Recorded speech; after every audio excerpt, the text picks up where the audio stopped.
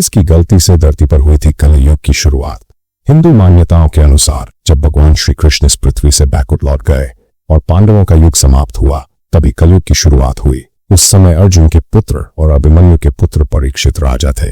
कलयुग ने मानव रूप में आकर छलपूर्वक राजा परीक्षित से पृथ्वी पर रहने की अनुमति ले ली।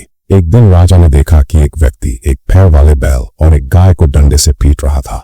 गुस्से में आकर राजा परीक्षित ने उस व्यक्ति से पूछा कि वो कौन है और ऐसा क्यों कर रहा है। तब उस व्यक्ति ने बताया कि वो स्वयं कलयुग है और उसका समय अब आ चुका है। राजा परीक्षित ने कलयुग को अपने राज्य से बाहर जाने का आदेश दिया, लेकिन कलयुग ने विनती करते हुए कहा कि उसे भी कहीं रहने के लिए स्थान दिया जाए। राजा ने कलयुग को जुआ, मदिरापान, स्त्रीगमन और हिंसा जैसे 4 स्थानों में रहने की अनुमति दी, लेकिन कलयुग ने एक और स्थान मांगा तो राजा ने उसे स्वर्ण में भी बसने की इजाजत दे दी। परीक्षित ये भूल गए कि उन्होंने स्वयं स्वर्ण मुकुट पहना हुआ था।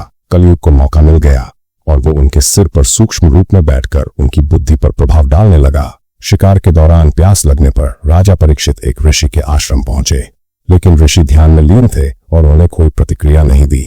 कलयुग के प्रभाव में आकर राजा को लगा कि उनका अपमान किया जा रहा है। गुस्से में आकर परीक्षित ने ऋषि के गले में एक मरा हुआ सांप डाल दिया। जब ऋषि के पुत्र को इस अपमान का पता चला तो उन्होंने राजा को शाप दिया कि 7 दिनों के भीतर तक्षकनाग उन्हें डसकर मार देगा। राजा परीक्षित की मृत्यु तक्षकनाग के डसने से हो गई और इसके साथ ही कलयुग ने पूरी तरह से इस धरती पर अपना प्रभाव जमा लिया। तब से अधर्म और अनीति का प्रभाव बढ़ता गया। पुराणों के अनुसार कलयुग की कुल अवधि 4,32,000 वर्ष मानी गई है, जिसमें से अभी सिर्फ 6,000 साल ही बीते हैं। माना जाता है कि जब कलयुग समाप्त होगा तब भगवान विष्णु अपने कल की अवतार में प्रकट होकर धर्मियों का अंत करेंगे और फिर सत्ययुग की पुनः शुरुआत होगी।